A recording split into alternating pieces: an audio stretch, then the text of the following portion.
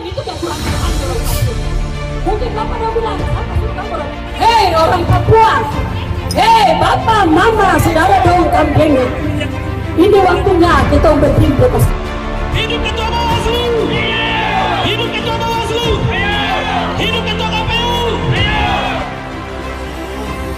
Karena kita semua masih dapat diberikan kehidupan hingga saat ini.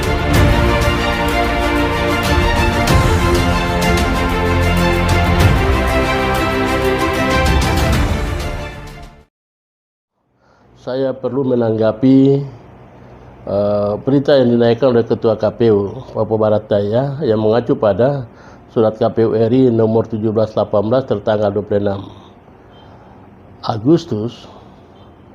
Ini adalah satu kekesalan bagi saya karena surat berita itu justru memicu suhu politik oleh masyarakat Papua yang sementara beda pendapat tentang calon kandidat yang sudah mendaftarkan diri. Dalam hal ini, perlu saya sampaikan kepada publik bahwa benar putusan MK nomor 29 tahun 2011 itu aduan dari Saudara Komarudin. Pertanyaannya, putusan sudah dikeluarkan pada tahun itu, kenapa baru diberlakukan dengan mendadak pada tanggal 26 Agustus? Semestinya harusnya itu dimuatkan pada Undang-Undang Otsus Jilid kedua atau perubahan Undang-Undang kedua dari Undang-Undang 21 tahun 2021. Ini ada muatan apa? Bahkan di PKPU nomor 8 itu pun juga harus dimuatkan menjadi konsumsi politik secara publik dan semua orang memahami hal itu. Masyarakat Papua ini kan punya animonya itu bicara harga diri. Ini celah dari KPU membuat suatu suhu politik di Papua sangat kacau. Yang kedua, di dalam PKPU nomor 8 pasal 41, 141 dan 42 menekankan kekhususan di Aceh. Pertanyaannya, kenapa kekhususan di Papua tidak disebutkan? Kalau memang itu disebutkan di Aceh karena punya partai lokal, sah saja. Sementara di Papua adalah MRP sebagai wadah tertinggi dari Undang-Undang Otsus turunan pertama itu PP 54. Maka di pasal 5 ayat 2 Undang-Undang Otsus itu MRP mempunyai kewenangan tertentu untuk menyikapi situasi dan pertimbangan hal politik bahkan hal sosial budaya lainnya. Saya sangat kesal dengan penyampaian atau berita yang dinaikkan oleh Ketua KPU itu sama saja dan melemahkan MRP yang tidak punya kekuatan hanya melihat kepada undang-undang berlaku umum. Itu salah satu hal yang saya lihat itu sikap Ketua KPU melemahkan kami di kelembagaan adat secara kewenangan terbatas atau lex spesialis ini. Yang berikut, dalam rapat kami dengan Kemendagri terkait surat putusan asosiasi MRP dalam surat asosiasi MRP nomor 3 tanggal 5 Agustus di Jayapura, dan surat ini kami sampaikan kepada Mendagri bahkan pemerintah pusat secara keseluruhan, dan kami diundang menanggapi surat itu. Di saat itu dihadiri dari KPU RI adalah Biro Penyelenggara Pemilu Ibu Caroline. Ketika saya menyampaikan bahwa kami di Papua selama ini tidak ada rapat-rapat koordinasi dapat kerja antara KPU dan MRP. Kenapa? Karena kami dilibatkan juga di situ sebagai penyelenggara dalam hal memverifikasi faktual. Ini kaitan dengan pembiayaan dan waktu. Tidak pernah kami ada pertemuan bersama. Dan Ibu Caroline saat itu menyampaikan di depan rapat resmi yang dihadiri beberapa dirjen dan stakeholder dari Poldagri, bahwa mereka sudah menyikapi bahwa menyangkut kekhususan itu nanti dikembalikan ke daerah khusus, ada pedoman teknis khusus yang disediakan oleh KPU masing-masing. Sampai hari ini KPU Papua Barat Daya tidak memberikan kami pedoman teknis secara daerah kekhususan. Kok tiba-tiba mensosialisasikan putusan MK nomor 29 tahun 2011? Berarti sama saja, ada apa di balik itu? Kalau MRP memutuskan ini dengan kewenangan verifikasi faktual, terus KPU meloloskan ini, dasarnya apa? Kenapa disebut verifikasi faktual? Harusnya KPU yang turun melakukan verifikasi faktual supaya dia jalan dengan apa yang sudah masuk pada dia. Dan kami MRP akan siap menggugat KPU. Kami punya celah ada jelas. Sebagaimana tadi saya sebutkan. Kenapa Undang-Undang Otsus pada saat amandemen itu dikasih masuk? Kenapa PKPU nomor 8 tidak dikasih masuk? Kenapa pada H- kami harus verifikasi faktual baru surat itu turun? Ini kegaduhan, perbuatan tidak menyenang terhadap seluruh lapisan masyarakat Papua dalam hal demokrasi yang nyaman dan aman, yang kondusif.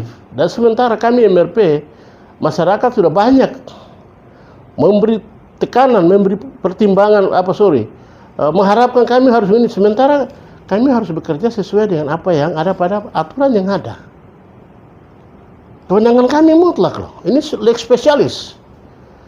Dan kami atas nama Asosiasi MRP, sebagai anggota Asosiasi MRP, bahkan juga sebagai ketua, kami akan mengalah kepada keputusan KPU apabila Presiden mengeluarkan satu surat khusus atau diskresi hukum adalah kewenangan Presiden. Itulah baru kami ikuti. Kenapa? Kami sudah ketemu Presiden. Presiden tidak menolak kami, malah dia mendukung apa yang dibentuk oleh MRP dalam asosiasi ini. Dan dia mengharapkan bahwa asosiasi ini terus ditingkatkan dalam komunikasi dan perlu mendapat dukungan pemerintah daerah. Mereka minta kami sah. Jadi apapun membeli kata dan ayat dari undang-undang yang putusan MK yang sudah lalu, yang sudah sekian lama itu, terus kembali mengadu domba kami MRP, kami hanya tunggu surat dari Presiden yang menyatakan bahwa berdasarkan perintah Undang-Undang Otsus, Undang-Undang Dasar 45 pasal 18B ayat 2, maka KPU berkewenangan terus hapus MRP dari Undang-Undang Otsus. Itu aja yang kami tunggu, ataupun sebaliknya.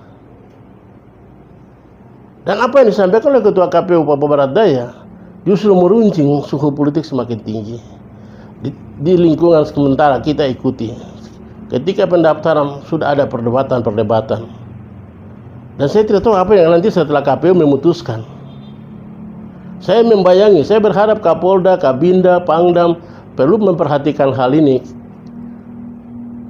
terkait dengan statement disampaikan Undang-Undang Dasar 45 itu hal yang berlaku umum, tapi datang ke daerah khusus. Ini daerah lex spesialis. Dia harus menyesuaikan apa yang harus kami lakukan. Kami tidak ada kepentingan dari siapa-siapa, tapi kami hanya punya kepentingan harga diri orang Papua.